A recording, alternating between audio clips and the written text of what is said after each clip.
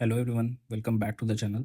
तो last video में हमने फंडामेंटल राइट्स को स्टार्ट किया था एंड जो बेसिक कॉन्सेप्ट है इक्विटी को लेके, इक्वलिटी को लेके, इक्वलिटी में भी डिफरेंट थ्योरीज है। फिर राइट्स हमने देखा था, डिफरेंट जनरेशन देखा था। फर्स्ट जनरेशन राइट किसको कहते हैं, सेकंड जनरेशन राइट्स किसको कहते हैं, थर्ड जनरेशन। तो ये सारे तमाम बेसिक कॉन्सेप्ट्स के बारे में लास्ट वीडियो में हमने कवर किया था। इस वीडियो में हम लोग फंडामेंटल राइट्स के प्रॉपर्टीज़ को देखेंगे। ठीक है, फंडामेंटल राइट्स के प्रॉपर्टीज़ को देखेंगे। फिर आर्टिकल 12 एंड 13 को देखेंगे। आर्टिकल 12 जो है वो स्टेट को डिफाइन करता है एंड आर्टिकल 13 जो है वो लॉज को डिफाइन करता है। नेगेटिवली कॉन्सेप्ट है, ये नेगेटिव कॉन्सेप्ट है कि भाई जो भी लॉज जो है वो फंडामेंटल राइट्स से इनकंसिस्टेंट होंगे तो वो सारे नल एंड वॉइड होंगे। ये चीज़ एक्सप्लेन करता है। फिर है टोटल, पहले 7 था फंडामेंटल राइट्स, आज के डेट में 6 है। तो 6 में सबसे पहला जो है right to equality. Right to equality ये हम इस वीडियो के अंदर कवर करेंगे, यहाँ तक आर्टिकल 14 से लेकर आर्टिकल 18 तक। ठीक है, आर्टिकल 19 जो है वो आपका राइट टू फ्रीडम है एंड फ्रीडम राइट्स हम कह सकते हैं इनको। तो आर्टिकल 19 जो है हम लोग नेक्स्ट वीडियो के अंदर उसको कवर करेंगे। तो आज के वीडियो में हम लोग आर्टिकल 14 से लेकर आर्टिकल 18 तक जो है वो इस वीडियो के अंदर कवर करेंगे। तो आइए स्टार्ट करते हैं इस टॉपिक को। तो देखो, अगर हम फंडामेंटल राइट्स की बात करें तो इसको पार्ट थर्ड में रखा गया है, part third of the Indian constitution. तो ये फंडामेंटल राइट्स हो गए। पार्ट थर्ड वाले फंडामेंटल राइट्स क्या है, जस्टिसेबल होते हैं, एनफोर्सेबल बाय द कोर्ट्स होते हैं। पार्ट फोर जब हम पढ़ेंगे तो वहाँ पे हम लोग देखेंगे डीपीएसपीज को। डीपीएसपीज को तो डीपीएसपीज बेसिकली क्या होते हैं, आपके नॉन जस्टिसेबल होते हैं and non enforceable bye the courts होते हैं। तो बेसिकली यहाँ पे पार्ट थर्ड में हमने फंडामेंटल राइट्स स्टार्ट किया है एंड इसी को हमको आगे कंटिन्यू करना है। तो अगर हम फंडामेंटल राइट्स के पूरे पार्ट को देखें तो इसीलिए देखो, पार्ट थर्ड हम लोग कह सकते हैं इसको, मैग्ना कार्टा कह सकते हैं इंडियन कॉन्स्टिट्यूशन का। एंड क्यों कहते हैं, क्योंकि याद करो जब हमने पढ़ा था 1789 के अंदर यूएसए के अंदर पहला रिटन कॉन्स्टिट्यूशन जो है वो डिवाइस हुआ था। एंड वहीं पे 12 बहुत साल पहले, उससे भी बहुत साल पहले, जब 1215 हमने लास्ट वीडियो में देखा भी, 1215 में यूके के अंदर क्या है, कुछ इनिशियल सेट ऑफ रूल्स बनाए गए थे जिसको मैग्ना कार्टा बोला गया था। तो पूरे कॉन्स्टिट्यूशन में पार्ट थर्ड बहुत इंपॉर्टेंट है क्योंकि ये क्या है, फंडामेंटल राइट्स है और इसका वायोलेशन अगर होगा तो इंडिविजुअल जो है वो डायरेक्टली सुप्रीम कोर्ट जो है वो इसको एनफोर्स कराने के लिए मूव कर सकता है। ठीक है, तो बेसिकली सुप्रीम कोर्ट क्या है, एक तरह का, हम क्योंकि हम जानते भी है कि सुप्रीम कोर्ट क्या है, गार्डियन है हमारे कॉन्स्टिट्यूशन का, प्रोटेक्टर है कॉन्स्टिट्यूशन का।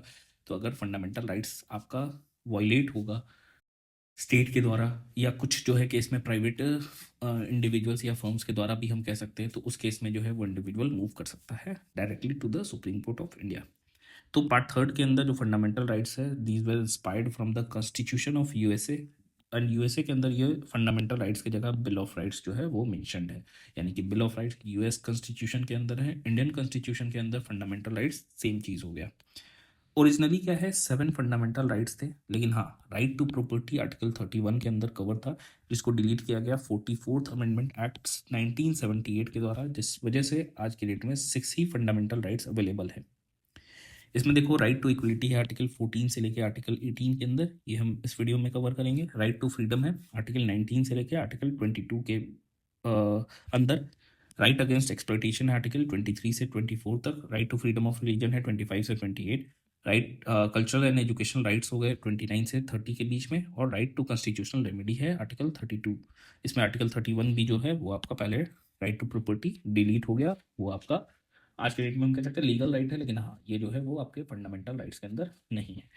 तो अगर हम लोग फीचर्स ऑफ फंडामेंटल राइट्स की बात करें तो सबसे पहला कॉन्सेप्ट आता है भाई एप्लीकेबिलिटी का, यानी कि ये किस पे एप्लीकेबल है, किस पे ये एप्लीकेबल है। तो अगर हम देखें सिटीजन्स की हम बात करें तो सिटीजन्स के पास जो है वो कौन कौन से राइट्स है फंडामेंटल, तो याद रखना 5, 15, 16, 19, 29, 30, ये 5 जो है एक्सक्लूसिव टू द सिटीजन है। मतलब ऐसा नहीं है कि ये सारे सिटीजन के पास नहीं है, ये सारे भी है, लेकिन एक्सक्लूसिवली सिर्फ सिटीजन के पास कौन कौन से है, 15, 16, 19, 29, 30। ठीक है, इंडियन सिटीजन और फॉरेनर दोनों के पास कौन है, आर्टिकल 14, 20, 21, 21A, 22, 23, 24, 25, 26, 27, 28। तो याद रखना 20 से लेकर 28 तक, ये 14 हो गया। ठीक है, तो इसमें कौन कौन सा मिसिंग है, एक है आर्टिकल, अगर हम देखें तो आर्टिकल 17 है, 18 है। तो 17 जो है अनटचेबिलिटी को लेके हो गया, तो वो तो यूनिवर्सल सबसे बेसिक राइट वही है, मतलब वर्ल्ड वाइड सब जगह अवेलेबल है। आर्टिकल 18 जो है वो एबोलिशन ऑफ टाइटल से रिलेटेड है। हाँ, यहाँ कोई मेंशन नहीं है कि इंडियन सिटीजन और फॉरेनर्स, लेकिन अंडरस्टूड है कि वो सारे इंडियन सिटीजन से ही रिलेटेड है, लेकिन क्योंकि मेंशन नहीं है तो हमने लिखा नहीं है यहाँ पे। तो सिटीजन के लिए 15, 16, 19, 29, 30 और बाकी 14 हटा देना। आप 20 से लेके 28, 20, 21, 21 ए, 22, 23, 24, 25, 26, 27, 28 हो गया, ये एप्लीकेबिलिटी हो गया। नेक्स्ट देखो, नेक्स्ट है दीज आर नॉट एब्सोल्यूट, मतलब स्टेट जो है भाई इस पे रीजनेबल रेस्ट्रिक्शन जो है वो लगा सकता है इन राइट्स के ऊपर। अवेलेबिलिटी की बात करें तो कब हमको अवेलेबल होगा, तो स्टेट के सारे ही आर्बिट्ररी एक्शन के खिलाफ हम फंडामेंटल राइट्स को यूज कर सकते हैं। कुछ जो है वो प्राइवेट इंडिविजुअल्स के भी खिलाफ जो है वो यूज किया जा सकता है। कैरेक्टर वाइज देखें तो कुछ नेगेटिव है, जैसे कि स्टेट पे लिमिटेशन को पुट ऑन करना या रेस्ट्रिक्शन लगाना, तो कुछ का कॉन्सेप्ट अगर हम देखें तो नेगेटिव है। बाकी अदर जो है वो क्या है, पॉजिटिव है, जैसे कि सर्टेन प्रिविलेजेस प्रोवाइड करना, जैसे एम्प्लॉयमेंट में अगर हम देखें तो जो बैकवर्ड क्लासेस है उनको एम्प्लॉयमेंट पर रिजर्वेशन देना, या एजुकेशनल इंस्टीट्यूशन के अंदर क्या है रिजर्वेशन देना, तो ये एक पॉजिटिव कॉन्सेप्ट है कि भाई जो अंडर रिप्रेजेंटेड कम्युनिटी है, अंडर रिप्रेजेंटेड जो पीपल है उनको हम प्रिविलेज दे रहे हैं कि वो जो है वो डेवलपमेंट हो सके, उनका भी होलिस्टिक एक तरह से ओवरऑल डेवलपमेंट के लिए क्या है उनको रिजर्वेशन जो है वो प्रोवाइड किया जाता है, तो ये एक पॉजिटिव कॉन्सेप्ट हो गया। नेक्स्ट देखो, नेक्स्ट है फीचर, वो है जस्टिसिएबिलिटी। तो आर्टिकल 32 जो कि खुद एक फंडामेंटल राइट है, राइट टू कॉन्स्टिट्यूशनल रेमेडी के अंदर आता है। तो इसके तहत अगर आपके बाकी कोई भी फंडामेंटल राइट्स का वॉल्यूशन होता है स्टेट के द्वारा, तो डायरेक्टली आप सुप्रीम कोर्ट मूव कर सकते हैं। आर्टिकल हाई कोर्ट के पास भी जा सकता है आर्टिकल 226 को यूज करके, ठीक है। अमेंडेबिलिटी की बात करें तो नॉट सैक्रोसैंक्ट और परमानेंट, मतलब ऐसा नहीं है कि जो फंडामेंटल राइट्स है वो परमानेंट है, अमेंड किया जा सकता है। पार्लियामेंट जो है इसको कर्टेन कर सकती है, कर्टेन कहने का मतलब कुछ प्रोविजंस को यहाँ पे क्या कर सकती है, एक तरह से एक्लिप्ट कर सकती है, एक्लिप्स कर सकती है कि भाई कुछ जो है उसको कवर कर दिए कि ये जो है एप्लीकेबल नहीं होगा। ओवरऑल सारे ही प्रोविजंस को नहीं करेंगे, कुछ प्रोविजंस को एक्लिप्स जो है वो किया जा सकता है या कर्टेन किया जा सकता है विदाउट अफेक्टिंग बेसिक स्ट्रक्चर, मतलब चेंजेस किया जा सकता है लेकिन ओवरऑल बेसिक स्ट्रक्चर में कोई बदलाव नहीं होना चाहिए। तभी ये बेसिक स्ट्रक्चर डॉक्ट्रिन कहाँ से आया है, याद करो, हमने पढ़ा था, आपने भी पढ़ा होगा, केशव नंदा भारती केस 1973, उससे। सस्पेंशन की बात करें तो देखो जितने भी फंडामेंटल राइट्स हैं इसमें से आर्टिकल 20 और 21 को छोड़ के सारे के सारे सस्पेंड हो सकते हैं किसी ना किसी कंडीशन में, ये दोनों कभी नहीं होगा, ठीक है। 6 राइट्स गारंटीड बाई आर्टिकल 19 जो फ्रीडम राइट्स में ही आता है, ठीक है, जो कि आर्टिकल 19 वो सिर्फ और सिर्फ क्या है आपका एक्सटर्नल, जब भी एग्रेशन होगा, इमरजेंसी होगा, उसी दौरान सस्पेंड हो सकता है, इंटरनल इमरजेंसी में सस्पेंड नहीं होगा। यानी कि 19, 20, 21 इंटरनल में सस्पेंड नहीं होगा, एक्सटर्नल में 19 भी सस्पेंड हो जाएगा, बचेगा 20, 21, ठीक है। स्कोप की बात करें तो स्कोप ऑफ ऑपरेशन जो है आर्टिकल 31A, 31B, 31C से लिमिट किया गया है।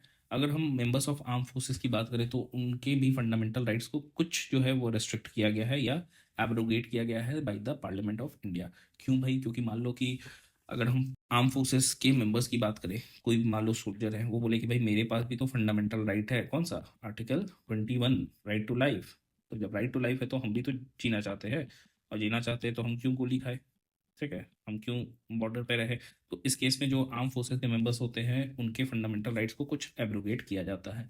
एनफोर्सिबिलिटी की बात करें तो ज़्यादातर क्या होते हैं, फंडामेंटल राइट्स डायरेक्टली एनफोर्सिबल होते हैं, बाकी कुछ जो है वो उसके लिए पार्लियामेंट लॉ बनाती है। हाँ, ये लॉ बनाने का प्रोसेस क्योंकि फंडामेंटल राइट्स है तो स्टेट लेजिस्लेचर के पास नहीं होता है, ठीक है, ये सिर्फ और सिर्फ इस पर लॉ जो है वो पार्लियामेंट ही बना सकती है। नेक्स्ट अगर हम देखें तो माइनॉरिटी राइट्स है, फंडामेंटल राइट जो है वो गारंटी करता है। कुछ special cultural and education rights जो कि हम पढ़ेंगे भी आर्टिकल 29 और 30 के अंदर, to the minorities of various kinds.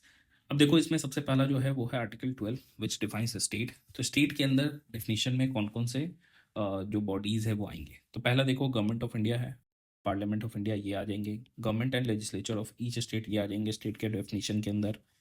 जितनी भी लोकल अथॉरिटीज़ हैं जैसे कि म्यूनिसपैलिटीज़ हो गया, पंचायत हो गया, डिस्ट्रिक्ट बोर्ड्स हो गए, पोर्ट हो गया, इम्प्रूवमेंट ट्रस्ट हो गया, ये सारे ही डेफिनेशन ऑफ स्टेट के अंदर लाई करेंगे। स्टैचूटरी और non statutory authorities like ONGC, LIC, SAIL, ये सारे ही हो गए। जितनी भी agencies which have been mentioned in the definition of state can be challenge in the courts if they violate fundamental rights. तो जितने भी एजेंसी जो कि मेंशन्ड है आपके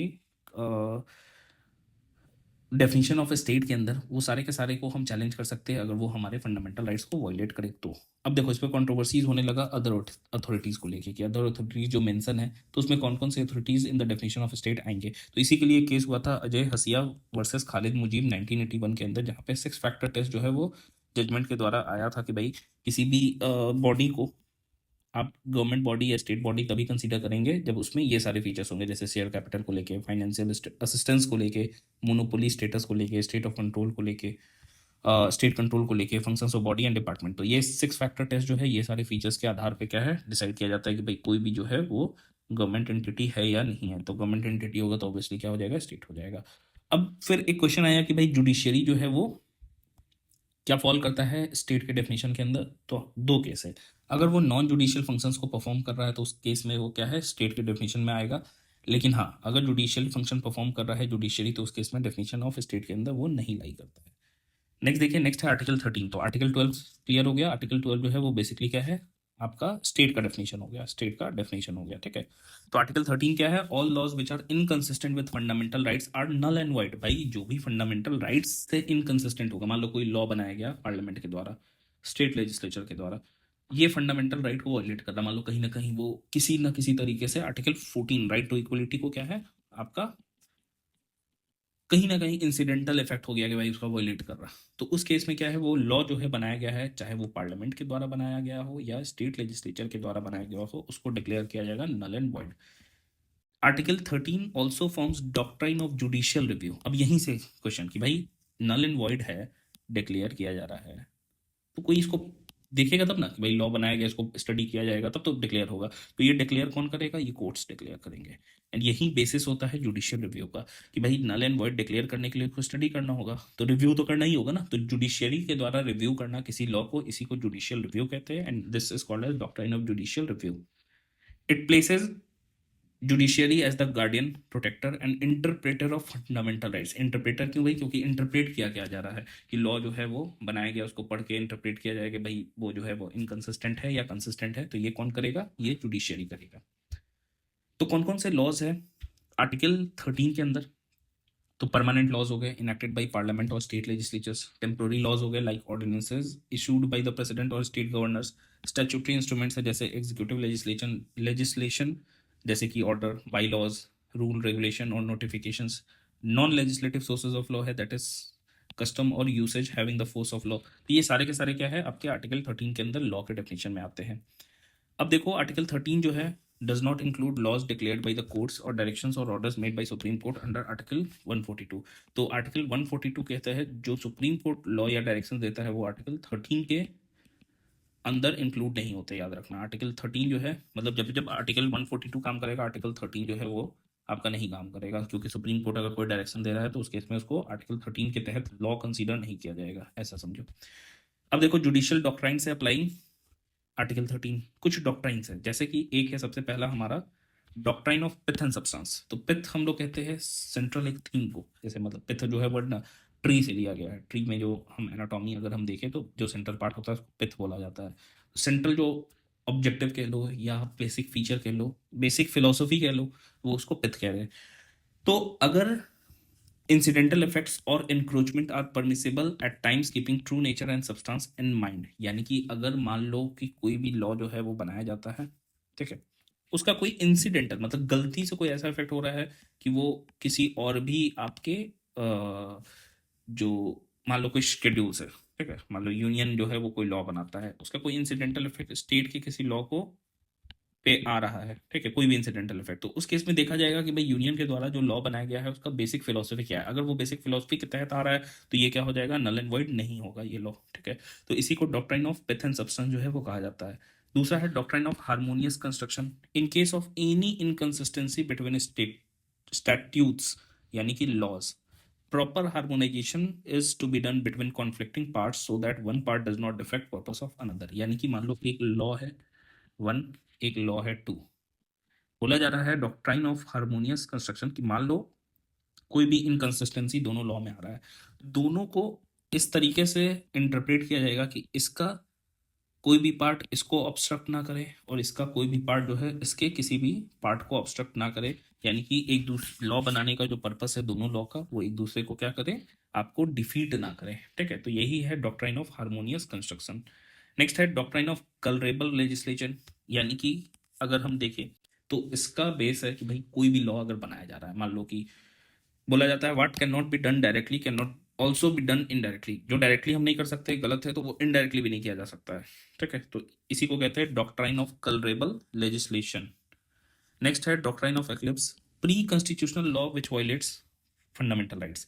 मतलब फंडामेंटल राइट्स जो है, अगर कोई ऐसा लॉ जो कि प्री कॉन्स्टिट्यूशनल है यानी कि 1950 से पहले का है, तो अगर कोई भी लॉ जो है ऐसा जो कि फंडामेंटल राइट को वायलेट कर रहा है, तो उस लॉ को इनवैलिडेट नहीं किया जाएगा, उसके उस पार्ट को एक्लिप्स कर दिया जाएगा, ठीक है।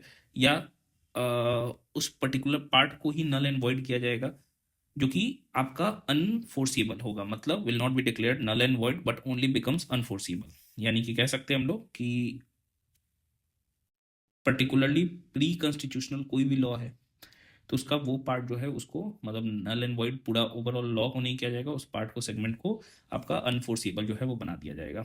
डॉक्ट्राइन ऑफ टेरिटोरियल नेक्सस कहने का मतलब क्या हो गया कि कोई भी legislature can pass legislation on issues outside its territorial jurisdiction only if it creates a territorial nexus। यानी कि मान लो कि स्टेट्स की हम बात कर रहे हैं, जैसे मान लो आंध्र प्रदेश है, ये कोई लॉ बनाता है जिसके तहत क्या है, बगल में मान लो कर्नाटक है, ठीक है। तो टेरिटोरियल नेक्सस के पे लॉ बना सकता है तब जब कोई ऐसा जो पार्ट है जो आपका ये टेरिटोरियल नेक्सस को कवर करता है। फॉर एग्जांपल मान लो कि कोई भी, जैसे अगर हम बिहार की बात करें, ड्राई स्टेट है, अल्कोहल पे कोई लॉ बनता है तो बगल वाले स्टेट टेरिटोरियल हो सकता है, नेक्सस हो सकता है कि भाई सप्लाई होता, तो उस पर भी क्या है, ये लॉ जो है एप्लीकेबल होगा, तभी माना जाएगा इसको सही जब ये टेरिटोरियल नेक्सस एस्टेब्लिश्ड होगा, मतलब होगा तभी होगा, if it creates a territorial nexus तब जाके क्या है लॉ को वैलिडेट किया जाएगा। डॉक्ट्राइन ऑफ इम्प्लाइड पावर्स कहने का मतलब powers that are not given directly by a constitution to a certain authorities like parliament और द सुप्रीम कोर्ट, लेकिन ये पावर जो है वो नेसेसरी होते हैं प्रेसिडेंट और पार्लियामेंट को अपने फंक्शंस को परफॉर्म करने के लिए।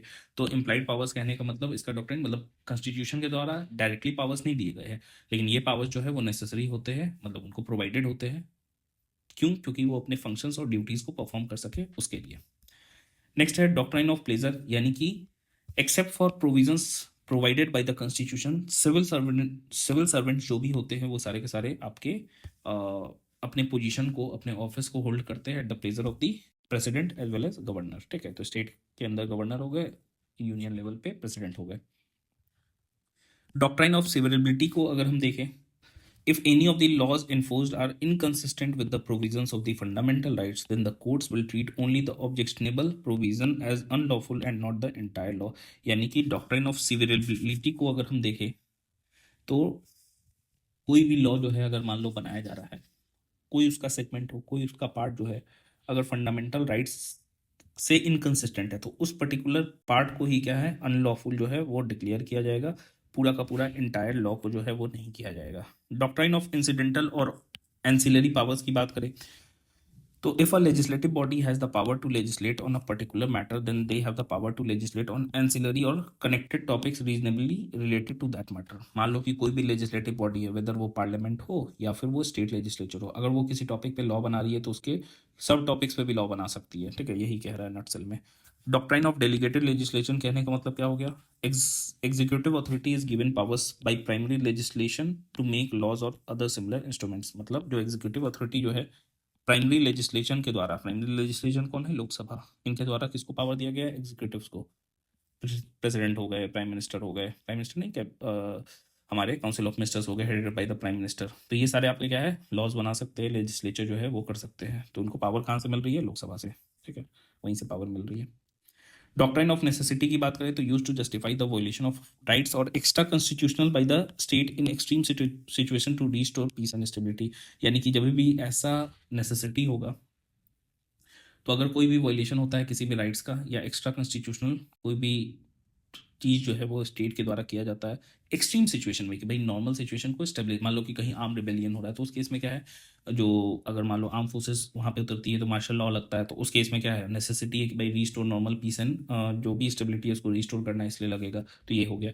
डॉक्ट्राइन ऑफ प्रेसिडेंट की बात करें तो आर्टिकल 141 जो है वो कहता है कि भाई लॉज या decisions declared by supreme court to be binding on all courts within the territory of India, मतलब आर्टिकल 141 याद रखना, सुप्रीम कोर्ट जो भी डिसीजन देगा वो सारे के सारे इंडियन कोर्ट्स के ऊपर क्या है, वो लागू होंगे, ठीक है, बाइंडिंग हो गए, उनको मानना ही पड़ेगा। अब देखो राइट टू इक्वलिटी, जो कि हम देखेंगे इस वीडियो के अंदर, कवर करेंगे इसको, ठीक है। राइट टू इक्वलिटी को आर्टिकल 14 से लेकर आर्टिकल 18 के बीच में है। तो राइट टू इक्वलिटी में दोनों तरह के राइट्स है, पॉजिटिव राइट्स भी है और नेगेटिव राइट्स को भी इंक्लूड किया गया है। It implements philosophy of preamble, that is equality of status end of opportunity, जो कि प्रियम्बल के अंदर जो है वो मेंशन है। इस फिलोसफी को जो है राइट टू इक्वलिटी जो है वो शो करता है। अब देखो आर्टिकल 14 की बात करें हम, तो आर्टिकल 14 जो है it is equality before law and equal protection of laws की बात करता है। एप्लीकेबिलिटी की बात करें तो आर्टिकल 14 जो है वो सिटीजन एंड फॉरेनर्स दोनों के लिए अवेलेबल है। जैसा कि हमने पढ़ा था सिटीजन के लिए कौन कौन सा है, 15, 16, 19, 29, 30, ये एक्सक्लूसिव टू सिटीजन है। 14 से लेके 28 तक, 14 के बाद कौन सा हो गया, 20, 21, 21A, ठीक है, 22, 23, 24, 25, 26, 27, 28, ये सारे क्या है, दोनों के लिए अवेलेबल है। तो 14 क्या है, दोनों के लिए अवेलेबल है। स्कोप की बात करें तो नेचुरल जस्टिस है and rule of law from this article, कि भाई नेचुरल जस्टिस है, यानी कि कोर्ट या जुडिशरी की नज़र में सारे लोग क्या है, बराबर है, किसी में कोई भेदभाव नहीं है। अब देखो दो कॉन्सेप्ट है, एक है इक्वलिटी बिफोर लॉ, यानी कि कोई भी स्पेशल प्रिविलेजेस ना प्रोवाइड करना। लॉ ऑफ लैंड है, यानी कि लैंड का जो लॉ है वही सबसे ऊपर है। लॉ इज पारामाउंट, सबसे ऊपर कौन है, लॉ है। ये ब्रिटिश कॉन्सेप्ट है एंड ये निगेटिव कॉन्सेप्ट है, मतलब कि भाई लॉ के नज़र में सब कोई एक जैसा है, किसी को कोई स्पेशल बेनिफिट या प्रिविलेज नहीं है इन फेवर ऑफ इंडिविजुअल्स। दूसरा कॉन्सेप्ट है इक्वल प्रोटेक्शन ऑफ लॉ, ये यूएस का कॉन्सेप्ट है। इक्वल ट्रीटमेंट है, सिमिलर एप्लीकेशन है, like should be treated alike, ठीक है, यानी कि ये एक पॉजिटिव ऑब्लिगेशन है। फॉर एग्जाम्पल मान लो कि एक मर्डर हो रहा है, ठीक है, एक बच्चा है 5 साल, एक बच्चा जो है वो आपका क्या है, वो मान लो 20 साल का एक आदमी है।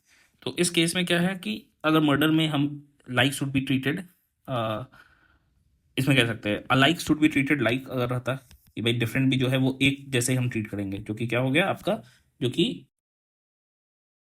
कि अगर हम देखें यहाँ पे तो हम कह सकते हैं जैसे इक्वलिटी बिफोर लॉ के अंदर अगर हम देखें तो alike should be treated like, मतलब जो आपका कोई भी स्पेशल प्रिविलेज जो है वो नहीं प्रोवाइड करेगा, ठीक है।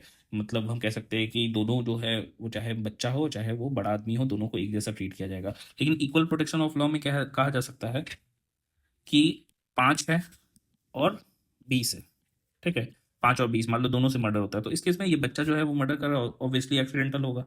तो उस केस में हम लोग क्या कर सकते हैं कि दोनों को एक जैसा ट्रीट नहीं कर सकते। तो यही चीज बोला जा रहा है, like should be treated alike, मतलब दो जो है वो अलग अलग है, अलग अलग केस है, तो उसको इक्वल प्रोटेक्शन ऑफ लॉ के तहत जो है वो कॉन्सेप्ट आपका यूएस कॉन्सेप्ट है। एंड ये एक पॉजिटिव ऑब्लिगेशन है किस पे, कोर्ट्स पे, कि भाई क्या इंटरप्रेट करते हैं कि किस कंडीशन में क्या क्राइम हुआ है।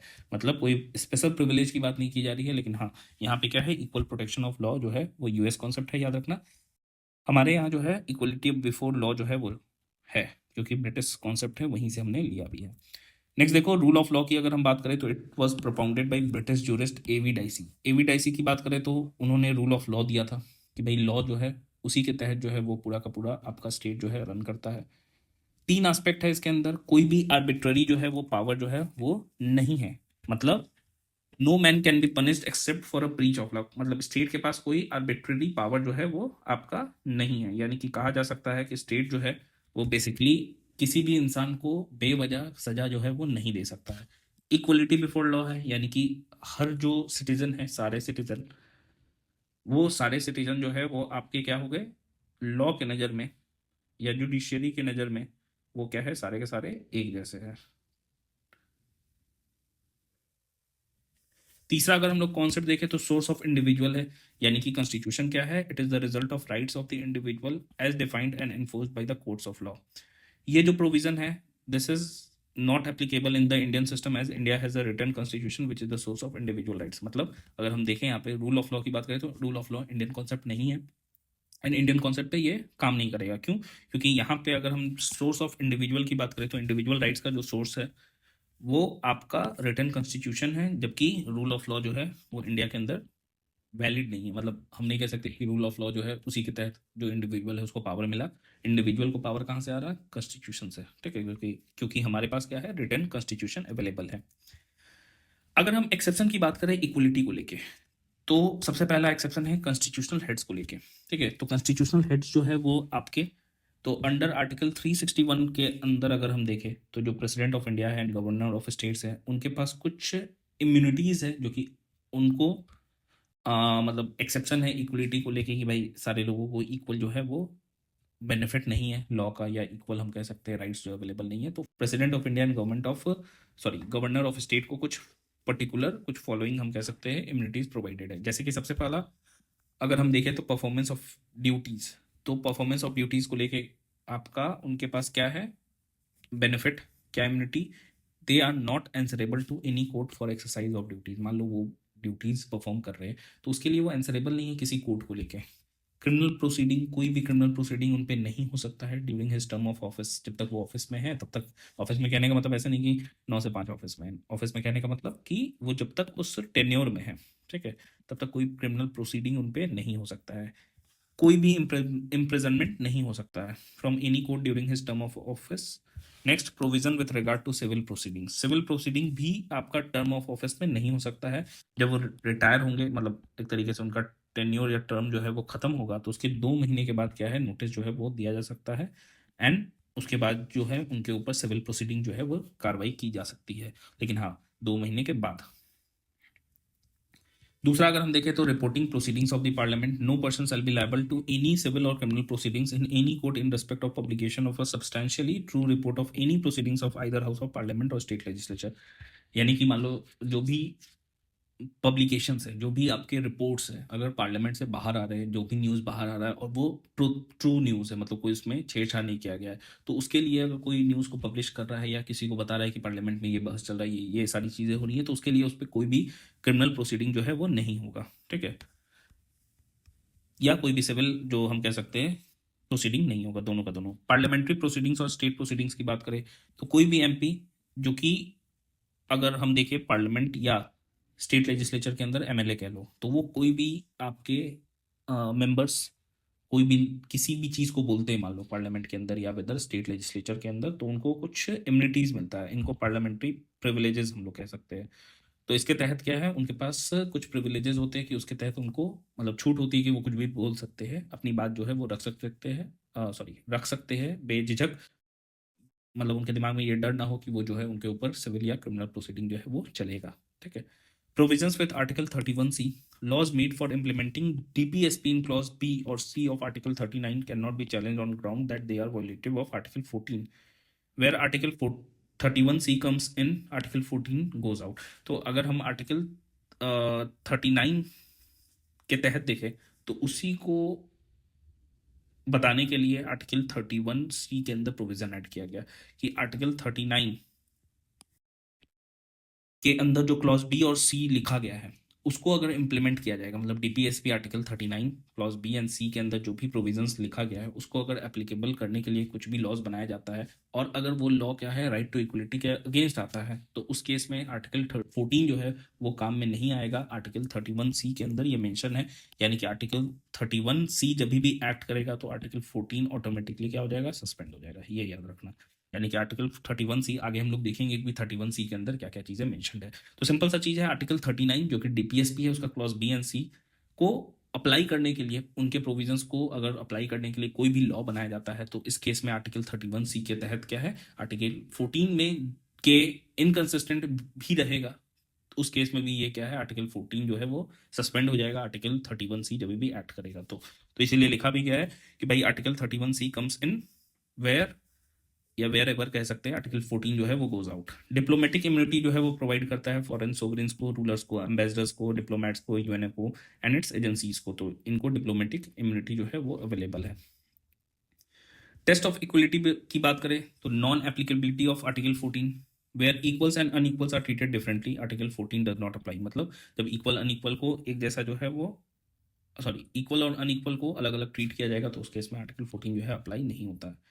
No class legislation. Article 14 forbids class legislation. It permits reasonable classification. Maternity benefit. जैसे मान लो कि क्लास लेजिस्लेशन जो है वो नहीं किया जाएगा, जैसे आर्टिकल 14 जो है वो सबके लिए नहीं है, मतलब कुछ जो है वो चेंजेस किया जा सकता है। जैसे मान लो मैटरनिटी बेनिफिट जो है वो मतलब मेल को क्यों दिया जाएगा, मेल मदर थोड़ी ना बन रहे, जो फीमेल है वही मदर बनेगी, तो उस केस में मैटरनिटी राइट टू इक्वलिटी कुछ काम नहीं आएगा, मतलब मैटरनिटी लीव्स की बात की जा रही है। Classification should not be arbitrary, artificial और इवेसिव, ठीक है। तो क्लासिफिकेशन जो है वो ऐसा नहीं होना चाहिए, अदरवाइज जो है वो पॉसिबल हो सकता है, रीजनेबल क्लासिफिकेशन जो है वो प्रोवाइड हो सकता है। नेक्स्ट देखो, नेक्स्ट है आर्टिकल 15। आर्टिकल 15 क्या कहता है? It is prohibition of discrimination on certain grounds only by state. अब देखो, स्टेट ही प्रोहिबिट करेगा, मतलब दूसरे जो, जैसे मान लो किसी की पर्टिकुलर कंपनी है, बोले कि हम जो है वो एक पर्टिकुलर जो है मान लो सिर्फ मेल को हायर करेंगे, कहा जा सकता है, ठीक है, या प्लेस ऑफ बर्थ जो है उसके आधार पे, तो ये स्टेट के डेफिनेशन में जो आएगा उसी के तहत जो आर्टिकल 15 जो है वो आप अप्लाई कर सकते हैं कि भाई ये जो है वॉयलेटिव है article 15। Other than state private individuals के तहत ये नहीं होगा। तो डिस्क्रिमिनेशन ग्राउंड्स क्या है, याद रखना, place of birth, sex, caste, race, religion, ये सारे हो गए। एप्लीकेबिलिटी की बात करें तो खाली सिटीजन पे, क्योंकि हमने पढ़ा भी था 15, 16, 19 और कौन सा 29, 30, ठीक है। ऐसे बार बार रिवाइज करने से क्या होगा, दिमाग में आपको बैठ जाएगा। जैसे 15, 16, 19, 29 और 30, आर्टिकल 14 20 से लेकर 28, ये सारे क्या हो गए, दोनों के लिए अवेलेबल हो गए। एग्जाम्पन्स की बात करें तो एग्जाम्पन्स में आपके आ गए, state is permitted to make any special provision for female and children, बना सकता है भाई, ठीक है। रिजर्वेशन ऑफ सीट्स और फी concession in public educational institution, इनको ऐड किया गया था फर्स्ट कॉन्स्टिट्यूशनल अमेंडमेंट एक्ट 1951 के तहत। State is empowered to make any special provision for the advancement of any socially और educationally backward classes, schedule caste and schedule tribes. It was added by 93rd constitutional amendment act 2005। अब देखो, साल भी अगर आपको याद रहेगा तो ऐसे आप याद कर लेना, मतलब ऑप्शन मान लो दिया रहा है 93rd 2005, फिर ऐसे करके दिया रहा है, तो अलग अलग साल होगा जनरली, देखने को मिलता है हमको। और एग्जामिनेशन में मतलब क्लोज जो है वो बहुत ज़्यादा नहीं रहता है, कुछ कुछ क्लोज हो सकता है, जैसे 91, 92, 93 ऐसे करके दिया जा सकता है। तो उस केस में क्या है, आपको एग्जैक्टली याद रहना चाहिए, लेकिन हाँ जो जो इंपॉर्टेंट है मैंने मेंशन कर ही दिया है। बाकी जो है नॉन इंपॉर्टेंट चीज़ों को पढ़ के कोई मतलब नहीं होगा, हम एग्जाम ओरिएंटेड पढ़ रहे हैं। अननेसेसरी कंटेंट को पढ़ के सिर्फ और सिर्फ क्या होगा, आपका टाइम वेस्ट होगा। एग्जाम पर्सपेक्टिव से अगर हम नहीं पढ़ेंगे तो पढ़ने का कोई सिग्निफिकेंस नहीं रह जाता है, ठीक है। मतलब हम इसलिए नहीं पढ़ रहे कि हमको जो है वो पॉलिटी सीखना है, हम इसलिए पढ़ रहे हैं क्योंकि हमारे सिलेबस के अंदर जो है वो पॉलिटी है, सिंपल सा चीज़ है, ठीक है। तो state is empowered to make any special provisions for the advancement of any socially और एजुकेशनली बैकवर्ड क्लासेस, तो ये हो गया added by 93rd constitutional amendment act 2005। Next है state is empowered to make, देखो ये है ईडब्ल्यूएस वाला, ठीक है, concept 10% reservation to the general caste, added by 103rd constitutional amendment act 2019 के अंदर जो है ऐड किया गया है ईडब्ल्यूएस वाला कॉन्सेप्ट। तो ईडब्ल्यूएस याद रखना 2019 103, ठीक है। नेक्स्ट है eligibility criteria for EWS in educational institution, तो एनुअल इनकम कितना होना चाहिए ईडब्ल्यूएस के लिए, 8 लाख पर एनम से कम होना चाहिए। कोई मतलब असेट में अगर हम देखें तो इनमें से नहीं होना चाहिए, जैसे 5 एकड़ of agriculture land and above, उससे ऊपर नहीं होना चाहिए। रेसिडेंशियल फ्लैट होना चाहिए, 1000 स्क्वायर फीट या उससे अबव का नहीं होना चाहिए। Plot of 100 square yards and above in notified municipalities नहीं होना चाहिए। Residential plots of 200 square yards and above in areas other than notified municipalities, मतलब नोटिफाइड म्यूनिसपैलिटी में 100 स्क्वायर यार्ड से अधिक नहीं होना चाहिए, उससे कम होना चाहिए। 200 square yard non notified municipalities के अंदर, मतलब 200 से ज़्यादा नहीं होना चाहिए। Properties in different locations club together, अब देखो ऐसा नहीं है कि मान लो एक शहर के अंदर जो है मेरा मान लो कि छोटा सा घर है, तो हम बोले कि नहीं नहीं नहीं, ये क्लब टुगेदर है, मतलब ओवरऑल इस इंसान या उसके फैमिली के अंदर जो है ये फैमिली वाइज है, क्योंकि ईडब्ल्यूएस जो है वो फैमिली वाइज है, ठीक है। तो ये 8 लाख पर एनम जो है वो फैमिली का इनकम है, ना कि इंडिविजुअल का। तो प्रॉपर्टीज इन डिफरेंट लोकेशन जो है, मान लो किसी का शिमला में है, दिल्ली में है, पटना में है, रांची में है, मुंबई में, तो सबको मिला दिया जाएगा कि भाई इसके ऊपर है कि नहीं, ठीक है। वैसा नहीं 5 एकड़ ऑफ एग्रीकल्चर लैंड एक जगह बोला जाए, नहीं नहीं, पूरे इंडिया में कहीं पे भी होगा तो उसको हम लोग क्लब कर लेंगे। आर्टिकल 16 की अगर हम बात करें तो आर्टिकल 16 क्या कहता है, equality of opportunity in public employment, ठीक है। तो पहला जो है वो डिस्क्रिमिनेशन है आर्टिकल 15 को लेके, और दूसरा जो है article 16 opportunity in public employment को लेके। ग्राउंड्स क्या है, इस आधार पे जो है वो आपका डिस्क्रिमिनेशन नहीं होना चाहिए पब्लिक एम्प्लॉयमेंट के समय। Religion, race, caste, sex, descent, place of birth और रेसिडेंस, ओनली ऑन दीज, ठीक है। तो इस आधार पे ही क्या है आपका आर्टिकल 16 में पब्लिक एम्प्लॉयमेंट में क्या है, डिस्क्रिमिनेशन नहीं। अब ओनली दीज मतलब इसी आधार पे, इसके अलावा मान लो किसी का मेरिट पे तो दिया ही जा सकता है ना, कि भाई कोई तेज है उसको बोले कि कोई मान लो कि कोई एग्जाम में जिसमें 95% कट ऑफ है, इसके ऊपर वाले को क्वालिफाई किया गया, उसके ऊपर वाले नीचे वाले को नहीं किया गया। अब मान लो जिसका 60% आया, वही बोल रहा है कि भाई हम तो एलिजिबल नहीं है, क्यों हमारे साथ आर्टिकल 16 जो है वॉयलेट हो रहा है, तो इस केस में नहीं माना जाएगा। इस केस में रहता तो हर कोई यूपीएससी में सेलेक्ट हो जाता, ठीक है। तो इसीलिए क्या है, आर्टिकल 16 जो है वो इन्हीं ग्राउंड्स पे अवेलेबल है, बाकी किसी ग्राउंड पे अवेलेबल नहीं है। इसमें देखो एक्स्ट्रा क्या ऐड किया गया है, एक्स्ट्रा ऐड किया गया है आपका ये रेसिडेंस और डिसेंट, ठीक है। तो रेसिडेंस और डिसेंट, हाँ देखो 16 में 15 की तुलना में, तो इसको हम लोग थोड़ा हाईलाइट कर लेते हैं। एक हो गया आपका रेसिडेंस और दूसरा हो गया डिसेंट। बाकी देखो religion, race, caste, sex, place of birth 15 में भी था, इसमें डिसेंट और रेसिडेंस जो है वो ऐड किया गया है। एप्लीकेबिलिटी की बात करें तो ओनली सिटीजन्स है, no application for private institution, ऐसा नहीं है, मतलब प्राइवेट इंस्टीट्यूशन इस आधार पे भी अगर नहीं दे रहा है तो उस पर भी ऑब्लिगेशन जो है वो नहीं बनता है कि भाई ये भी जो क्राइटेरिया है उसको माना जाए। एग्जाम्सन की बात करें तो 4 है एग्जाम्सन। पहला क्या है, parliament can prescribe residence as a condition for certain employment. मान लो रेसिडेंस जो है वो प्रोवाइड किया जा सकता है, जैसे डोमिसाइल हम कहते भी है, in favour of any backward class, भाई एक ही इस रिजर्वेशन जो है वो एम्प्लॉयमेंट में दिया जा सकता है कि भाई जैसे हम पढ़ते भी है आपको जो रिजर्वेशन आया, जैसे मान लो 27% ओबीसीज के लिए है एम्प्लॉयमेंट में, तो आखिर रिजर्वेशन तो है, ठीक है। टू अ रिलीजियस और डिनोमिनेशनल इंस्टीट्यूशन और member of its governing body should belong to a particular religion और डिनोमिनेशन, यानी कि मतलब एक मान लो बॉडी है, जैसे मान लो कोई भी, जैसे कोई भी कम्युनिटी है, मान लो कि कोई भी आप देख लो, जैसे कोई इमाम बाड़ा है, ठीक है, या कोई मान लो हिंदू मंदिर है, ट्रस्ट है, तो उसका जो मतलब मेन हेड होगा वो हमेशा क्या होगा, एक हिंदू होगा, तो एक रिलीजन आ गया ना, इसका क्या होगा, मुस्लिम होगा। अब यहाँ क्रिश्चियन को नहीं बैठा सकते, यहाँ पे मुस्लिम को नहीं बैठा सकते, यहाँ पे सिख को नहीं बैठा सकते, तो ऐसा चीज़ है।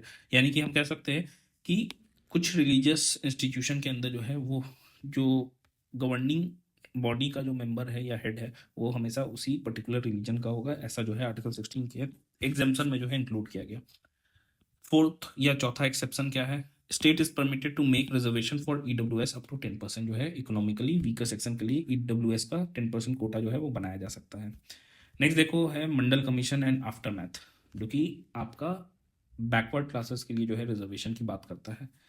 इनिशियली कॉन्स्टिट्यूशन जो है वो 15% जो है रिजर्वेशन प्रोवाइड किया गया था कॉन्स्टिट्यूशन के अंदर शेड्यूल कास्ट को लेके, और 7.5% था शेड्यूल्ड ट्राइब्स को लेके।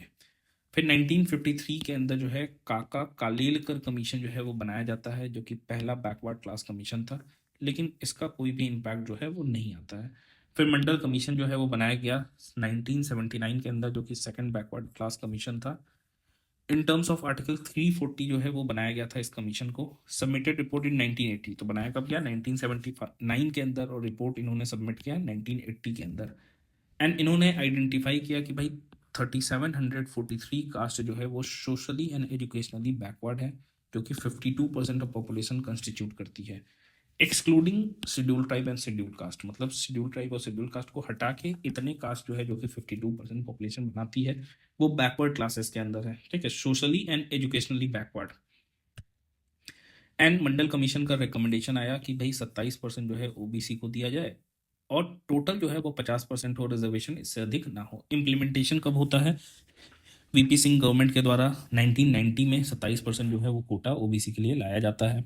इंट्रोडक्शन ऑफ चेंजेस है 1991 के अंदर नरसिम्हा राव गवर्नमेंट ने 2 चेंजेस को इंट्रोड्यूस किया। पहला, इकोनॉमिक क्राइटेरिया को ऐड किया कि भाई जो भी ओबीसी कोटा के अंदर क्या है प्रेफरेंस, जो पुअरर होंगे उनको दिया जाएगा, मतलब क्रीमी नॉन क्रीमी वाला टाइप का कॉन्सेप्ट आ गया, और 10% रिजर्वेशन जो है वो हायर कास्ट के अंदर जो पुअर सेक्शन है उनको प्रोवाइड किया जाएगा। तो ये इंट्रोडक्शन जो है चेंजेस का, 2 चेंजेस किया गया था 1991 के अंदर नरसिम्हा राव गवर्नमेंट के द्वारा।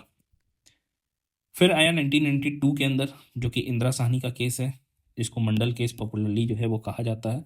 And scope and extent of article 16 clause 4 जो है इसको एक्सटेंड किया जाता है, मतलब इसका ही स्कोप या एक्सटेंड जो है वो एक्सप्लेन्ड है इस केस के अंदर। Exclusion of creamy layer among OBCs के अंदर जो क्रीमी लेयर है उसको छाट दिया गया, ठीक है। नॉन एप्लीकेबल टू प्रमोशंस, मतलब एक बार जो है वो एंट्री लेवल पे जो है वो काम करेगा, पूरे जीवन भर एप्लीकेबल नहीं होगा। टोटल रिजर्व कोटा जो है वो 50% से ऊपर नहीं होना चाहिए, और कैरी फॉरवर्ड रूल जो है वो काम करेगा, मतलब in case of unfilled vacancy is valid but should not violate 50% rule, ठीक है। तो जो अनफिल्ड वैकेंसी जो है उस केस में कैरी फॉरवर्ड जो रूल है वो कैरी करेगा, लेकिन हाँ 50% जो है वो वायलेशन जो है इस चीज़ का नहीं होना चाहिए, उससे ज़्यादा रिजर्वेशन नहीं होना चाहिए। Permanent statutory body should be establish जो है वो इस केस के द्वारा बताया गया कि भाई इस चीज़ के लिए क्या है, एक परमानेंट स्टैट्यूटरी बॉडी जो है वो बना दिया जाए, जो कि इसी को मतलब इसी पे जो है वो काम करेगा। एंड इसी वजह से क्या है, गवर्नमेंट ने कुछ एक्शन जो है वो मतलब सुप्रीम कोर्ट का रूलिंग आता है, जो वर्डिक्ट आता है, तो इसके तहत इंदिरासानी केस के बाद क्या है, गवर्नमेंट ने कुछ जो स्टेप्स लिए उसके बारे में हम लोग देखते हैं। सबसे पहला अगर हम देखें तो क्रीमी लेयर को आइडेंटिफाई किया गया, एक कमेटी बनाई गई जिसका नाम था रामनंदन कमेटी, अपॉइंटेड किया गया रामनंदन कमेटी को, एंड इन्होंने सबमिट किया रिपोर्ट को 1993 के अंदर, जो कि एक्सेप्ट भी किया गया। National commission for backward classes का एस्टेब्लिशमेंट होता है, established in 1993, got constitutional status by Article 338 D, inserted by 102nd Constitutional Amendment Act 2018। तो national commission of for backward classes एक स्टैट्यूटरी बॉडी बनाया गया था, ठीक है। बाद में जाके क्या है, इसको कॉन्स्टिट्यूशनल स्टेटस दिया गया आर्टिकल 338 बी के द्वारा, जो कि इंसर्ट किया गया था ये article 102nd constitutional amendment act 2018 के द्वारा। यहाँ रिजर्वेशन इन प्रमोशन की बात की गई, तो इसको नलीफाई कर दिया गया कि 17th कॉन्स्टिट्यूशनल अमेंडमेंट एक्ट 1995 जो है नलीफाई कर दिया गया। फिर 85th constitutional amendment act provided कंसिक्वेंशियल seniority retrospective from June 1995, मतलब कंसिक्वेंशियल सीनियरिटी जो है वो एप्लीकेबल होगा प्रमोशन के लिए, मतलब जो भी मान लो सीक्वेंस वाइज की, भाई जो पहले आया था उसको पहले प्रमोशन मिलेगा, फिर उसके बाद वाला, फिर उसके बाद वाला, ऐसे करके, ठीक है। तो इस केस में इसको उल्टा किया गया, मतलब जो 85th कॉन्स्टिट्यूशनल अमेंडमेंट एक्ट 2001 जो है ये प्रोवाइड करता है कंसिक्वेंशियल सीनियरिटी को रेट्रोस्पेक्टिव, तो पहले से, मतलब जिस दिन से लॉ आया उसके पहले से, तो कब से, जून 1995 से।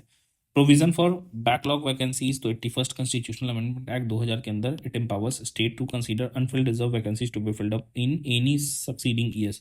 तो जो अनफिल्ड वैकेंसीज होगा, मान लो कि जो भी साल आया होगा, अगर उस साल क्या है, मान लो कि एक साल में 100 थे लेकिन 90 ही आए, फिर क्या है, फिर 200 आया, फिर मान लो कि 150 आए तो 60 रह गया, तो धीरे धीरे ऐसे वैकेंसी जमा होता चला गया, तो आगे वाले ईयर के अंदर जो है उसको एक्यूमुलेट करके भरा जा सकता है। Ended 50% ceiling on reservation in backlog vacancies, तो बैकलॉग वैकेंसीज को भरने के लिए क्या है, इस एक्ट के थ्रू, जो कि 81st कॉन्स्टिट्यूशनल अमेंडमेंट एक्ट 2000 है, इसके तहत जो कि आपका 50% सीलिंग है वो करंट पोस्टिंग के लिए, करंट जो वैकेंसीज है उनके लिए, बैकलॉग के लिए ये चीज़ नहीं है। मतलब बैकलॉग में अगर मान लो कि जमा होते होते क्या है ज़्यादा हो गया, मान लो कि आपका जो कि अगर देखो मान लो शेड्यूल कास्ट है, शेड्यूल ट्राइब है, ओबीसीज है, अब इसका क्या है, करंट वाले में 50% से ज़्यादा नहीं होना चाहिए, लेकिन मान लो जमा होते होते प्रेजेंट में 2000 वैकेंसी आया, जिसमें से जमा होते होते 1000 वैकेंसी जो है वो पहले वाला सिर्फ और सिर्फ ये वाला था, प्लस इसके अंदर क्या है, इसके अंदर भी कुछ वैकेंसी आ गया ना, मान लो 50% इसका 500 और वैकेंसी, तो 1500 वैकेंसी ऐसे ही हो गया। अब देखो इतना तो किससे भरेगा, ओबीसी या बैकवर्ड क्लासेस से, मतलब 50% वाले से, तो इस केस में यहाँ पे 75% हो गया। लेकिन जो बैकलॉग वैकेंसीज है उसमें क्या है, कोई भी ये नहीं लगेगा, मतलब जो बैकलॉग वैकेंसीज भरा जाएगा तो उसमें 50% सीलिंग जो है एप्लीकेबल नहीं होगा। तमिलनाडु रिजर्वेशन एक्ट 1994 आता है। It placed itself in 9th schedule to protect it from judicial review as it exceeds 50% ceiling. तो ये जो रिजर्वेशन एक्ट 1994 का तमिलनाडु में आता है, ये खुद को 9th शेड्यूल में, देखो हम पढ़ते हैं, हम जब भी आपके कॉन्स्टिट्यूशन के अंदर, तो फर्स्ट शेड्यूल के अंदर हमने पढ़ा था फर्स्ट और फोर्थ शेड्यूल, जहाँ स्टेट्स का कॉन्सेप्ट था कि भाई कौन कौन से स्टेट्स होंगे, यूटीज होंगे, ये सारी चीज़ें इसमें मेंशन होना चाहिए। तो बहुत सारे शेड्यूल्स है, जैसे 8th शेड्यूल के अंदर हम पढ़ते हुए लैंग्वेजेस आता है। 9th में क्या होता है, जो भी लॉ को इसमें रख दिया जाएगा 9th शेड्यूल के अंदर, वो क्या है, जुडिशियल रिव्यू से बच जाएगा, यानी कि आर्टिकल 13 जो है, जो जुडिशियल रिव्यू का पावर देता है किसको, सुप्रीम कोर्ट को, तो उससे क्या है, ये एक तरह से इम्यून हो जाएगा। आर्टिकल 13 से जो जुडिशियल रिव्यू का पावर मिल रहा है, कौन से शेड्यूल वाला, 9th शेड्यूल, ठीक है। तो याद रखना 9th शेड्यूल में किसी लॉ को रख दिया जाएगा तो ये एक्ट आता है, ये क्या है, ये खुद को प्रोटेक्ट करने के लिए क्या है, 9th शेड्यूल में खुद को प्लेस कर देता है इस एक्ट को, कि भाई 50% वाला सीलिंग का रिजर्वेशन जो है, रिजर्वेशन वाला सीलिंग जो है वो इस पर नहीं लगेगा। आर्टिकल 17 की बात करें तो it abolishes untouchability and forbids its practice in any form, has not been defined anywhere in constitution. तो अनटचेबिलिटी तो कहीं डिफाइन ही नहीं है, ठीक है। Only article of absolute nature, मतलब यूनिवर्सल है, किसी भी कीमत पे क्या है, अनटचेबिलिटी नहीं होना चाहिए, ठीक है। आर्टिकल 18 की अगर हम बात करें तो it is abolition of titles except military, academic, whether citizen और फॉरेनर। जैसे मान लो किसी को अगर हम देखें तो मान लो आपका नोबेल प्राइज मिला, तो ये क्या है, एक एजुकेशनल टाइटल है, नोबेल प्राइज विनर, या मिलिट्री हो गया, मान लो कोई भी आपका फॉरेनर हो या इंडियन हो, मान लो मेजर हो या कर्नल कॉलोनल रहे हो, उस केस में क्या है, उन टाइटल्स को एबॉलिश जो है वो नहीं करता। लेकिन हाँ, इसके अलावा जो भी आपको जो जमींदार वाला टाइटल जो भी था, जो कि आपका प्री कॉन्स्टिट्यूशनल एरा के अंदर था, वो सारे टाइटल्स को एबॉलिश कर दिया गया, ठीक है, महाराजा वगैरह ये सारी चीज़ें। तो आर्टिकल 18 जो है बेसिकली हम कह सकते हैं it is abolition of titles prohibit citizen from accepting any title from any foreign state, कि भाई आप फॉरेन स्टेट के किसी टाइटल, जैसे पहले अब देखो इंग्लैंड में नाइटहुड टाइटल जो है वो प्रोवाइड किया जाता था, तो नाइटहुड टाइटल जो है वो आपको इंग्लैंड के द्वारा, तो ये जो है ऐसा नहीं कोई इंडियन सिटीजन है वो जाके फॉरेन सिटीजन के अंदर, सॉरी फॉरेन कंट्री के अंदर टाइटल जो है वो एक्सेप्ट करेगा। हेरिडिटरी टाइटल्स लाइक महाराजा, राज बहादुर, राय बहादुर, राय साहब, दीवान बहादुर, ये सारे को आपको आपको हम कह सकते हैं एबॉलिश कर दिया गया। Does not secure any fundamental right but imposes a restriction on executive and legislative powers. Balaji Raghavan versus union of India 1996 का केस है, जहां सुप्रीम कोर्ट ने upheld constitutional validity of national awards, Bharat Ratna, Padma Vibhushan, Padma Bhushan, Padma Shri, तो इनको वैलिडेट किया गया कि भाई ये जो है वो आपको टाइटल्स के रूप में है, ठीक है। तो इसमें प्रेफिक्स के रूप में इसको इस्तेमाल नहीं किया जा सकता है, ठीक है। अवॉर्डी ऑफ दी पद्मश्री ऐसे जो है वो लिखा जा सकता है, लेकिन हाँ ऐसे नहीं लिखा जा सकता है कि पद्मश्री मिस्टर एक्स, ठीक है, पद्म विभूषण मिस्टर एक्स, तो ऐसे नहीं लिखा जा सकता है। लेकिन हाँ यहाँ पे कॉन्स्टिट्यूशनल वैलिडिटी है नेशनल अवार्ड्स का, जिसमें भारत रत्न, पद्म विभूषण, पद्म भूषण, पद्मश्री, तो यही सीक्वेंस भी आगे हम लोग जब आर्ट एंड कल्चर पढ़ते हैं तो वहाँ पे हम पढ़ते भी है अवार्ड्स के बारे में कि कौन कौन से अवार्ड्स, तो यही सीक्वेंस याद रखना सबसे इंपॉर्टेंट ये होता है। फिर पद्म विभूषण होता है, भूषण होता है, पद्मश्री होता है, तो पद्मा अवार्ड्स में सबसे मतलब छोटा ये हो गया, ठीक है। फिर ये है, फिर ये है सबसे इंपॉर्टेंट, भारत रत्न तो सबसे ऊपर हो गया। तो ये था हमारा आर्टिकल 18। नेक्स्ट जो है वो हम फ्रीडम राइट्स के बारे में जो है वो कवर करेंगे, जो कि हम लोग नेक्स्ट वीडियो के अंदर कवर करेंगे, ठीक है। तो यहाँ तक हमने पढ़ लिया आर्टिकल 14 से लेकर आर्टिकल 18 तक, तो आई होप आपको चीज़ें जो है वो समझ में आई होंगी। तो थैंक यू।